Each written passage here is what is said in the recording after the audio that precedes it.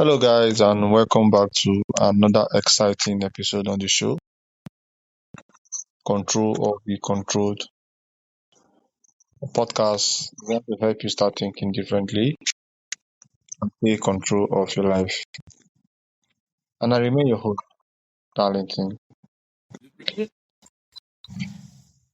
Today's guest is Joel Rakow, Harvard Fellow, former Secret Service advisor, and author of the political thriller Life in Woke America, a family story of truth and betrayal under fire. Joel, welcome to the show. Thank you. I'm glad to be here. All right, Joel. So your protagonist, Xavier King, moves from foster care to military service to entrepreneurship. How much of his journey is inspired by your own life or people you have known? Oh, so I'm a court-appointed special advocate for children in foster care, and I work with an organization where I get one kid at a time, and I've had 4 kids now, and I've been to court with them. I've met their parents sometimes.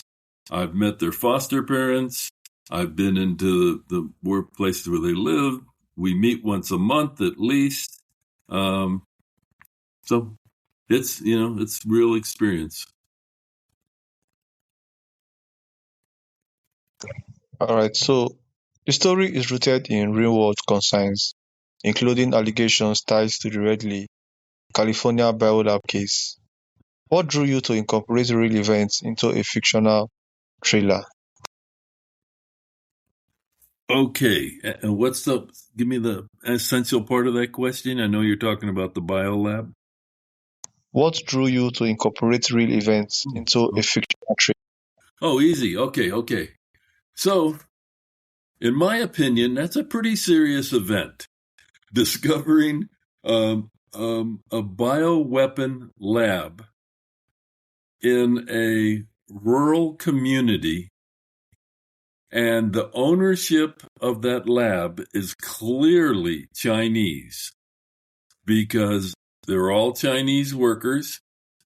The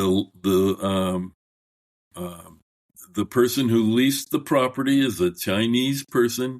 It's in the name of other Chinese entities. It is clearly a foreign, aggressive,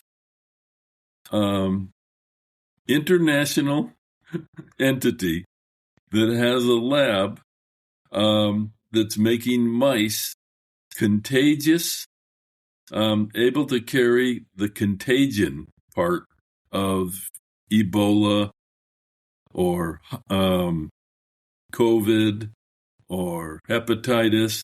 They've got thousands of vials that are labeled with these toxic viruses. It's discovered. It's made public. It goes to Congress. Congress has an investigation. They have a hearing. They produce a report. And nobody hears about it. Period. That was shocking. Now, I was already on edge, and we can go into that, but just to stay focused on your question, that was shocking. Why is that not headline news? Why doesn't every third American know about it? Good question, huh?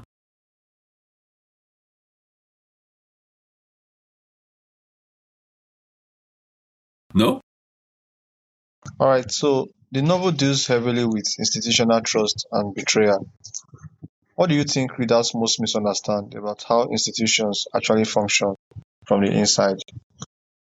Well, okay. So here's my take on institutions. They start out with a purpose. they start out with a need for them, and they might even start out with the properly selected people to lead them. But then they go one generation, and you get new people in there. Some of those people have been there for 30, 40 years, but the leadership changes out. And then you might get another third turn of people. So what is that? Maybe 25, 30 years? Well, by that point, all of the decisions that have been made are influenced by how can we make our life better from the employees? How do we not have to work so hard?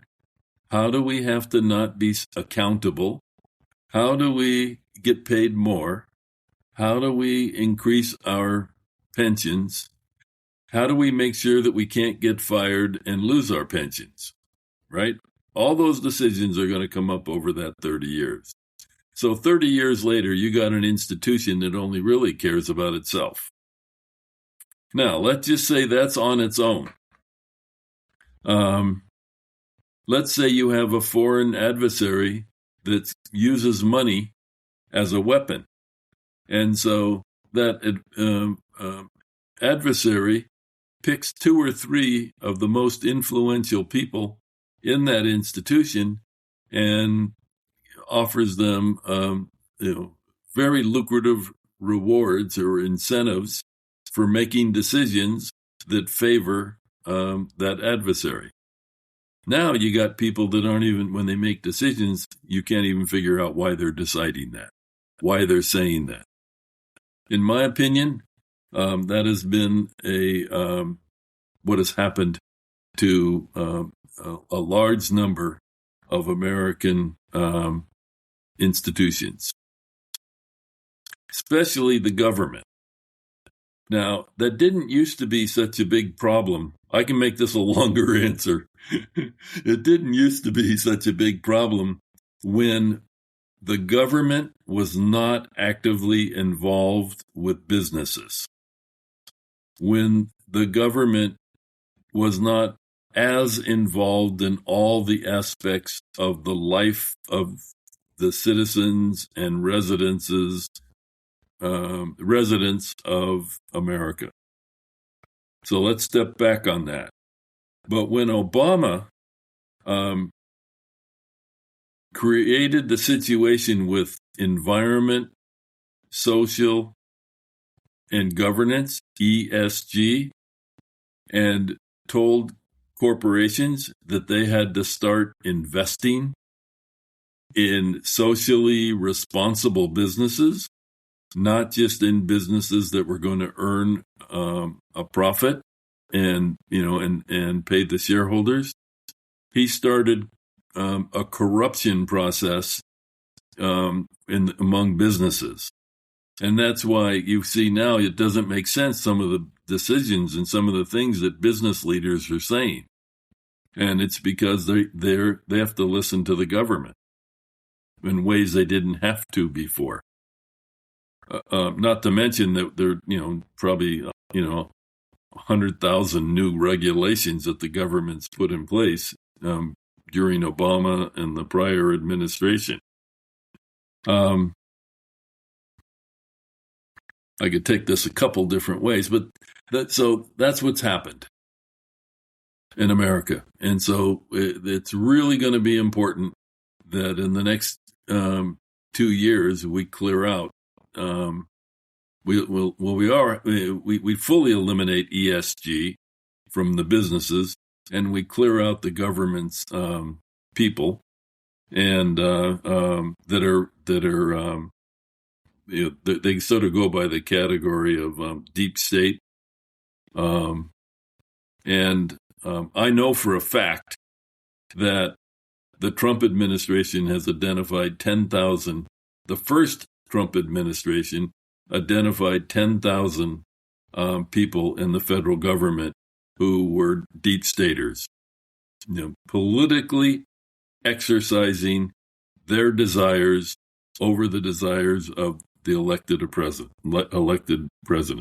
and the leader of their agency. And I met the guy. I rode on a bus to and from Mar-a-Lago with the guy, and and so that was his job during the first term, to count, to identify who were the people that we would call the deep state. So I know for a fact that it's around 10,000.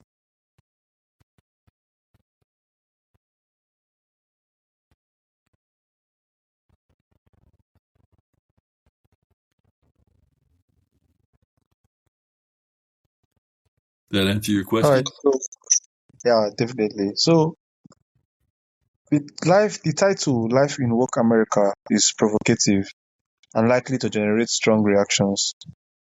So, how do you balance storytelling with the risks of polarizing your audience? No, they already are. But here's the thing that got you. If you read the title, you think it's anti-woke, right? Right?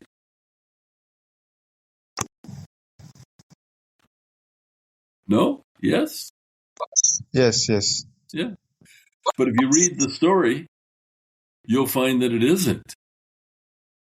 It's a story of a person, a family that is leading a life. And in that life, they do encounter certain things that don't really make sense for leading a good life. And they're not even labeled as woke in the story. And some of them are woke and some of them are not.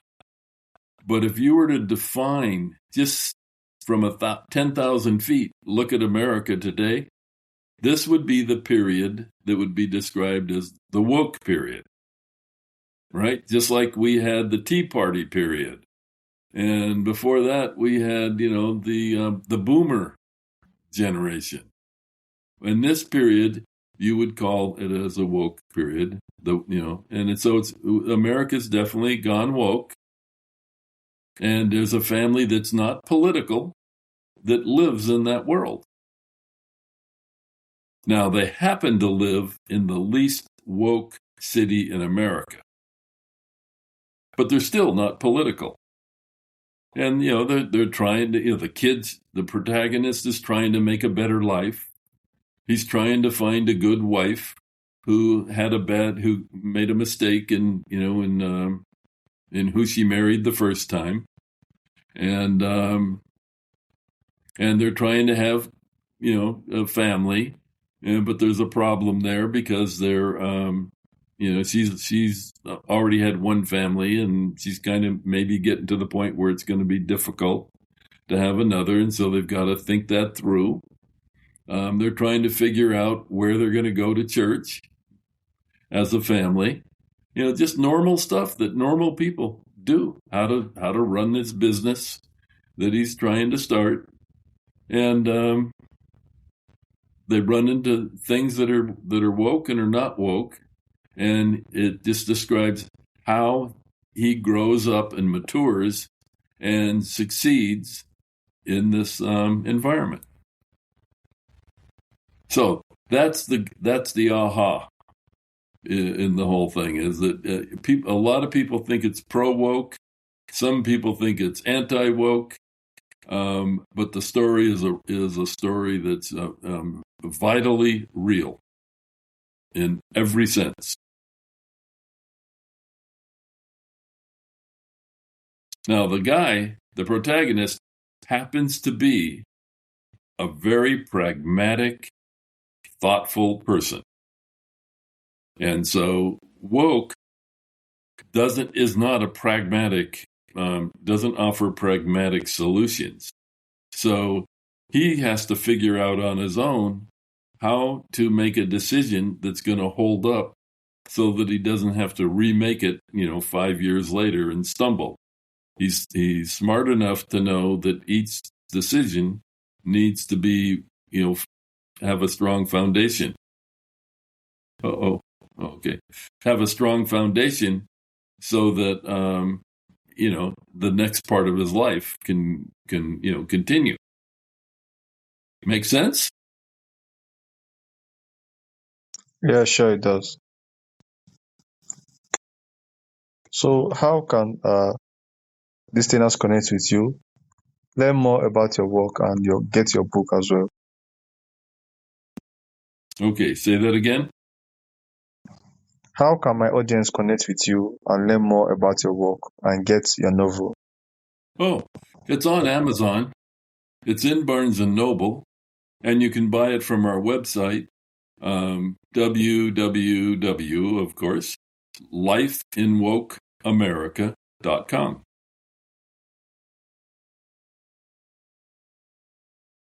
Right, Joy, thank you for joining us and sharing your perspective on storytelling, institutions, and the ideas behind your novel. I really appreciate you for coming to my show today and being with us on this wonderful episode. Thank you so much, Joy. Okay, thank you. Bye-bye. Good luck. Have a wonderful day. Bye.